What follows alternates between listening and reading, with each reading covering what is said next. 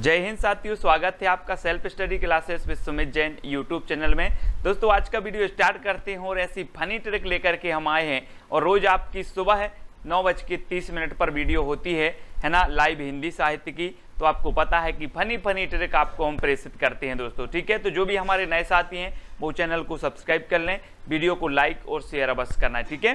तो स्टार्ट करते हैं दोस्तों आज का ये वीडियो। आपका जो पहला प्रश्न है, रस संप्रदाय के प्रवर्तक माने जाते हैं तो कौन माने जाते हैं। दोस्तों वीडियो में हम क्या करते हैं, सबसे पहले टेस्ट करवाते हैं, फिर आपको ट्रिक से याद भी करवा देते हैं और जो भी संबंधित तथ्य होते हैं वो भी आपको बता देते हैं, ठीक है। तो ऐसे आपको याद भी हो जाता है, अच्छा भी लगता है आपको। रस संप्रदाय के प्रवर्तक बताना है तो आपको पता है दोस्तों, दुनिया में सबसे ज्यादा जो रस है, जो आनंद है, वो कहाँ पर है, भारत में, है ना। तो रस संप्रदाय के प्रवर्तक कौन होंगे, आचार्य भरत। और लगभग सभी लोगों को ये चीज पता है कि रस संप्रदाय के प्रवर्तक कौन है, आचार्य भरत हैं, ठीक है। और ये सबसे प्राचीन रस संप्रदाय माना जाता है। आपसे कभी कभी पूछा जाता है कि सबसे प्राचीन संप्रदाय कौन है, तो सबसे प्राचीन संप्रदाय माना जाता है रस संप्रदाय, ठीक है। और दोस्तों इनका एक ग्रंथ है, कौन सा, नाट्य शास्त्र, है ना। नाट्य शास्त्र में इन्होंने कितने रसों की व्याख्या की है, तो 8 रसों की व्याख्या की है। कौन सा रस इन्होंने नहीं माना है, तो शांत रस इन्होंने नहीं माना है। तो इतनी चीजें आपको यहां से पता चलती हैं दोस्तों। अब आपको बताना रीति संप्रदाय के प्रवर्तक कौन है। अब 4 विकल्प हैं, आप अपना टेस्ट दीजिए, कमेंट में लिखिए और मैं आपको बता देता हूं दोस्तों कि रीति आया है, रीति। और आपको पता होगा दोस्तों कि जो पंडित लोग होते हैं, जो बामन लोग होते हैं, वो क्या करते हैं, रीति से पूजन करवाते हैं, है ना। बोले पंडित जी, बामन जी, आप बहुत अच्छे से रीति से क्या करवाते हो, पूजन करवाते हो, है ना। तो रीति संप्रदाय के कौन होंगे, बामन। तो आचार्य बामन, है ना। बी नंबर आपका सही हो जाएगा। बामन जो होते हैं वो क्या करवाते हैं, रीति से पूजन करवाते, इसलिए आचार्य बामन रीति संप्रदाय के प्रवर्तक हो जाएंगे। अगला बताना है दोस्तों, ध्वनि संप्रदाय के प्रवर्तक कौन है। अब 4 विकल्प हैं। अब दोस्तों अब मैं आपको पढ़ा रहा हूं, है ना। कोई अच्छी सी ध्वनि आपके कहां तक जा रही है, कहां तक जा रही है, कान तक जा रही है, आपको सुनाई दे रही है अच्छी ध्वनि, तो आपको क्या आ रहा है, आप लोग कमेंट में लिखते हो सर आनंद आ गया, है ना।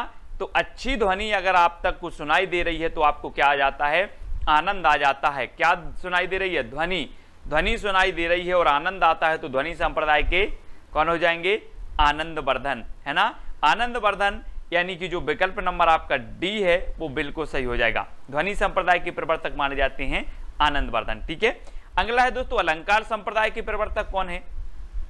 तो मैंने आपको कई बार बताया है कि अलंकार, हम बोलते ना कि जिस प्रकार व्यक्ति की शोभा आभूषणों से बढ़ती है, उसी प्रकार काव्य की शोभा अलंकार से बढ़ती है। अब आभूषण से तुलना अलंकार की गई है। तो जो आभूषण पहनते हैं दोस्तों, बहुत सारे आभूषण पहनते हैं, अलंकार करते हैं, तो वो कौन होते हैं, भामाशाह होते। बोले वो तो भामाशाह है यार, बहुत सारा अलंकार करता है, आभूषण पहनता है, तो भामह, अलंकार संप्रदाय भामा है, याद रखेंगे, ठीक है। तो सी नंबर आपका बिल्कुल सही हो जाएगा। अगला बताना दोस्तों, वक्रोक्ति संप्रदाय के प्रवर्तक माने जाते हैं तो कौन माने जाते हैं, वक्रोक्ति। अब मैं क्या कर रहा हूं, यहां से वक्र रहा हूं, है ना। बोले सर आप वक्रते रहो, आपकी आवाज मेरे कान तक पहुंच रही है, आप वक्रो और कान तक आवाज पहुंच रही है। तो वक्रोक्ति संप्रदाय के जो प्रवर्तक होंगे वो कौन होंगे, कान तक पहुंच रही है तो कुंतक, कौन होंगे, कुंतक। आप तो वक्रते रहो, मेरी आपकी आवाज कान तक पहुंच रही है तो कुंतक, ठीक है। याद हो रहा है कि नहीं हो रहा, हो रहा होगा, है ना। औचित्य संप्रदाय के प्रवर्तक कौन है दोस्तों, आपको बताना दोस्तों, ऐसे ही पूरे वीडियो आपको मिलेंगे और हिंदी साहित्य को हम चुटकियों में याद करेंगे, चाहे वो नेट एग्जाम हो, पीजीटी, टीजीटी, टेट, है ना, आरपीएससी, कोई भी एग्जाम हो, आपके लिए बिल्कुल भी कठिन नहीं होगा हिंदी साहित्य और औचित्य संप्रदाय। और आपने देखा होगा दोस्तों कि विभिन्न बहुत सारी चीजें होती हैं दुनिया में, लड़ाई होती हैं, झगड़ा होते हैं, लेकिन औचित्य सिर्फ काय में है, क्षमा कर। बोले क्षमा कर दो यार, औचित्य इसी में है ना, क्षमा कर दो, औचित्य इसी में है। तो औचित्य संप्रदाय के प्रवर्तक कौन होंगे, क्षमा कर दो तो क्षेमेंद्र, ठीक है। क्षेमेंद्र यानी कि जो ए नंबर है वो आपका बिल्कुल सही हो जाएगा, क्षेमेंद्र, ठीक है। अगला बताना दोस्तों, उत्पत्ति बाद के जो माने जाते हैं प्रवर्तक वो कौन माने जाते हैं, उत्पत्ति संप्रदाय, उत्पत्तिवाद के तो कौन माने जाते हैं दोस्तों। आपने देखा होगा कि जब हमारी पृथ्वी की उत्पत्ति हुई उसके पहले कैसी थी, एक भट्टा के समान, जैसा ईंट का भट्टा रहता ना, ऐसे भट्टा के समान बिल्कुल लाल थी, लाल। तो भट्टा के समान पृथ्वी लाल थी, फिर पृथ्वी की क्या हुई, उत्पत्ति हुई। उत्पत्ति हुई, उसके पहले कैसी थी, भट्ट के समान, भट्टा के समान थी, तो भट्ट लोलट। उत्पत्ति बाद भट्ट लोलट, याद रख लेना है। बोले पृथ्वी की उत्पत्ति हुई, उसके पहले भट्टा के जैसी थी पृथ्वी, तो भट्ट लोलट। और बा नंबर आपका बिल्कुल सही होगा। ठीक है, अगला प्रश्न है दोस्तों, भुक्तिवाद या भोगवाद संप्रदाय की प्रवर्तक कौन माने जाते हैं? भुक्तिवाद या भोगवाद? दोस्तों एक चीज बताना, आपने सुना होगा हमारे जो बुजुर्ग रहते हैं वो कहते हैं कि मैंने बहुत भोगा है तब जाके आज सुख मिला है, आज नायक बन पाए हैं हम, है ना। मैंने बहुत भुगता है, मैंने बहुत भोगा है तब जाके आज नायक बन पाए हैं। तो भट्ट नायक, है ना, अब नायक बन गए। बोलते ना, नायक नहीं खलनायक हूं मैं, आप लोग सुनते होंगे गाना। बहुत भोगा है और अब क्या बन गए, नायक बन गए। नायक यानी कि जो बी नंबर है वो आपका बिल्कुल सही होगा, भुक्तिवाद भोगवाद, है ना। याद हो रहा है आप लोगों की? नहीं, भामह का हमने याद कर लिया, अलंकार संप्रदाय, कुंतक का आपने याद कर लिया, वक्रोक्ति संप्रदाय, औचित्य संप्रदाय, क्षेमेंद्र का याद कर लिया। अब आपको बताना है अभिव्यक्ति संप्रदाय के प्रवर्तक कौन है। 4 विकल्प हैं दोस्तों। एक चीज बताना, कोई कोई व्यक्ति अभिव्यक्ति करते हैं, है ना। बोले अपन नहीं बोलते गांव में या कहीं भी, बोलते हैं यार मैं आपको एक बात बता रहा हूं लेकिन गुप्त रखना, मैं एक अभिव्यक्ति कर रहा हूं लेकिन उसको क्या करना, गुप्त रखना।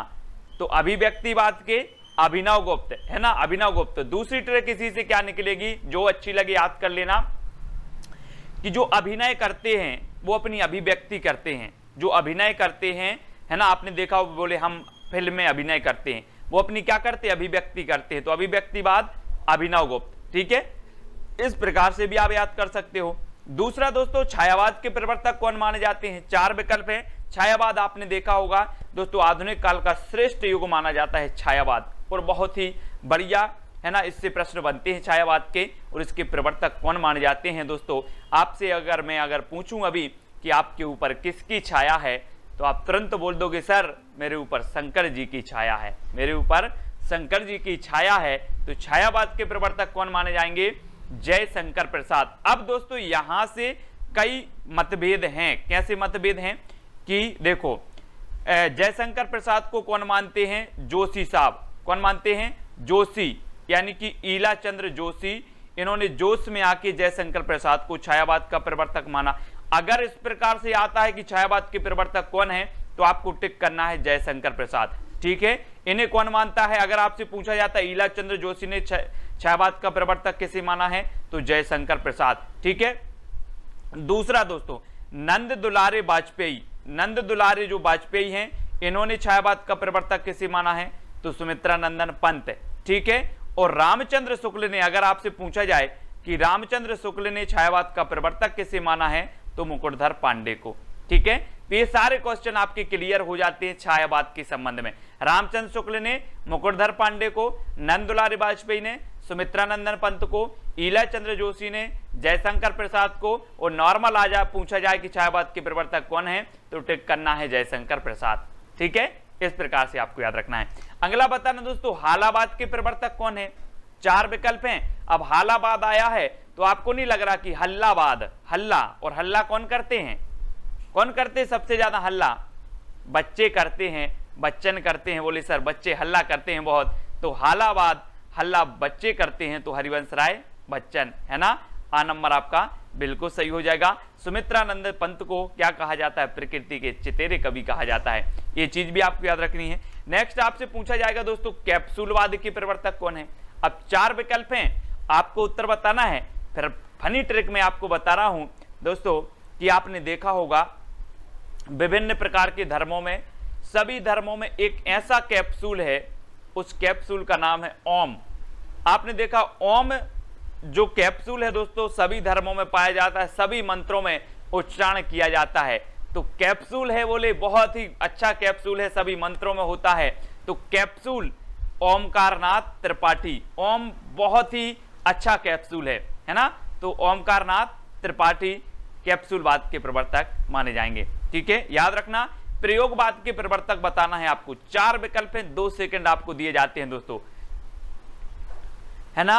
मैं आपसे अगर पूछूं कि आपने कब प्रयोग किया था, कब प्रयोग किया था, बोले सर मुझे याद ही नहीं है, अज्ञेय, मुझे पता नहीं कब किया था मैंने प्रयोग, है ना, तो अज्ञेय, है ना, प्रयोगवाद। और आपको पता है कि विज्ञान में अगर पूछा जाए कि विज्ञान ने अभी तक वैज्ञानिकों ने कितने प्रयोग किए, तो बोले सर अज्ञात हैं, अज्ञेय हैं, है ना, तो प्रयोगवाद अज्ञेय, यानी कि सी नंबर जो है आपका बिल्कुल सही हो जाएगा।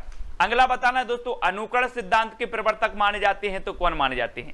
4 विकल्प हैं। और आपने देखा होगा कि जो बाबा रामदेव हैं वो क्या कहते हैं, लेट कर व्यायाम करते, बोले मेरा अनुकरण करो।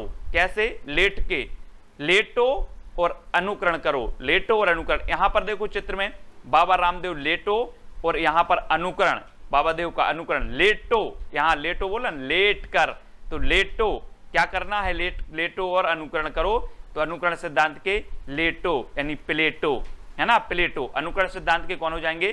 प्लेटो हो जाएंगे। आ नंबर आपका बिल्कुल सही हो जाएगा दोस्तों, आ नंबर, ठीक है, याद रख लेना। अज्ञेय आपको पता है प्रयोगवाद के हैं। और आगे देखते हैं स्वच्छंदतावाद के प्रवर्तक कौन है। दोस्तों हम बोल देते हैं कि पक्षी स्वच्छ आकाश में उड़ रहे हैं, है ना, पक्षी स्वच्छ आकाश में उड़ रहे हैं। और हम पक्षी को क्या बोलते हैं? वर्ड्स, क्या बोलते हैं? वर्ड्स। स्वच्छ आकाश में उड़ रहे हैं तो स्वच्छ से स्वच्छंदतावाद, स्वच्छ आकाश में कौन उड़ रहे हैं? वर्ड्स उड़ रहे हैं, तो वर्ड्सवर्थ, पाश्चात्य काव्यशास्त्र से ये सिद्धांत है ना, स्वच्छ आकाश में कौन उड़ रहे हैं? वर्ड्स उड़ रहे हैं, तो वर्ड्सवर्थ स्वच्छंदतावाद के कौन माने जाएंगे? प्रवर्तक, यानी कि आपका उत्तर होगा विकल्प नंबर सा। ठीक है, आपको याद हो रहे हैं कि नहीं हो रहे हैं? बता देना ट्रिक में, एक एक व्यक्ति को कमेंट करके बताना है कि सर कौन सी ट्रिक अच्छी लगी हमें, है ना, जो आपको अच्छी ट्रिक लगी वो कमेंट में लिखकर बताएं, है ना। और दोस्तों प्रतीकवाद के प्रवर्तक माने जाते हैं तो कौन माने जाते हैं? प्रतीक। आपने देखा होगा दोस्तों कि कालिदास ने बोले मेघों को प्रतीक माना है, बालों को प्रतीक, बादलों को प्रतीक मानकर अपनी रचना की है ना, बादलों से अपना संदेश भेजा है, तो बादलों को प्रतीक माना जाता है, तो प्रतीकवाद के कौन होंगे? बादल को माना जाता है तो बादलेयर, कौन? बादलेयर। प्रतीकवाद, प्रतीक माना जाता है बादल को तो बादलेयर, है ना, रचनाओं में प्रतीक माना है तो बादलेयर आपके हो जाएंगे प्रतीकवाद के, ऐसे भी याद करना है। ठीक है, अगला बताना है दोस्तों कल्पनावाद के प्रवर्तक कौन है। अब दोस्तों एक चीज बताना, व्यक्ति क्या करते हैं, रोज उठते हैं और आज की छोड़ के कल की कल्पना करने लगते हैं और परेशान रहते हैं, वर्तमान में नहीं जीते और कल की कल्पना करने लगते हैं, तो कल्पनावाद के कौन होंगे? विकल्प देखो जरा, कौन होंगे? कल की कर रहे हैं तो कालरेज, है ना, काल की कल्पना कर रहे हैं, बोले सर सुबह उठते हैं, आज को छोड़ो और काल की कल्पना करना है, तो कल्पनावाद के जो प्रवर्तक होंगे वो कौन होंगे? कालरेज, यानी कि जो आ नंबर है वो आपका बिल्कुल सही हो जाएगा। ठीक है, अगला बताना दोस्तों यथार्थवाद के प्रवर्तक कौन माने जाते हैं। अब एक चीज बताना, कोई भी काम हम जब करते हैं तो कैसे करते हैं? यथार्थ में करते हैं, है ना, यथार्थ में करबे, यथार्थ में करबे, तो करबे, कारबे साहब ये यथार्थवाद के प्रवर्तक माने जाते हैं। कौन माने जाते हैं? कारबे, हम यथार्थ में कारबे। ठीक है, याद रखना, सी नंबर आपका बिल्कुल सही होगा। अगला है दोस्तों मनोवैज्ञानिक यथार्थवाद के प्रवर्तक कौन माने जाते हैं? मनोवैज्ञानिक यथार्थवाद, अभी यथार्थवाद था, कारबे साहब थे, अब मनोवैज्ञानिक यथार्थवाद है, तो इसके प्रवर्तक कौन माने जाते हैं? तो आपको बताना है, आपने पढ़ा है मनोविश्लेषणवाद पढ़ा है, मनोवैज्ञानिक यथार्थवाद है, तो इसके प्रवर्तक माने जाते हैं दोस्तों फ्रॉयड, यानी कि जो डी नंबर है वो आपका बिल्कुल सही हो जाएगा। ठीक है, अब दोस्तों आपको बताना है कि जो वीडियो है वो आपको कैसा लगा, आपको जो संप्रदाय हैं, जो सिद्धांत वो याद हुए कि नहीं हुए, जल्दी से बताना। और इसके पहले मैंने आपको दोस्तों रीतिकाल के कवि क्रमबद्ध रूप से याद करवाए, तुलसीदास की पूरी रचनाएं क्रमबद्ध से याद करवाई, कौन सा खंड काव्य है, कौन सा प्रबंध काव्य महाकाव्य है ना, कौन से इनके मुक्तक काव्य हैं, कौन सी ब्रज भाषा में, कौन सी, अपनी सारी चीजें ट्रिक से याद करवाई और निरंतर ये प्रक्रिया चल रही है। इससे पहले बहुत सारे हिंदी साहित्य के ट्रिक की वीडियो अपलोड हो चुके हैं। आपका चैलेंज प्रश्न है, जो हर एक व्यक्ति जो भी वीडियो देख रहा है उन सभी को बताना है इस प्रश्न का उत्तर। ये चैलेंज है कि हजारी प्रसाद द्विवेदी ने सूफी काव्य की प्रथम रचना किसे माना है? 4 विकल्प हैं, हंसावली, चंदायन, सत्यवती कथा या फिर मृगावती। ये 4 में से आप चयन करके अपना कमेंट उत्तर में जरूर लिख देना। ठीक है, और दोस्तों जो भी साथी व्हाट्सएप ग्रुप से नहीं जुड़े हिंदी साहित्य के, वो व्हाट्सएप ग्रुप से जुड़ जाएं, 98609291 आपको ये व्हाट्सअप नंबर दिया है। इसमें आप मैसेज करेंगे तो आपको लिंक मिल जाएगी ग्रुप की।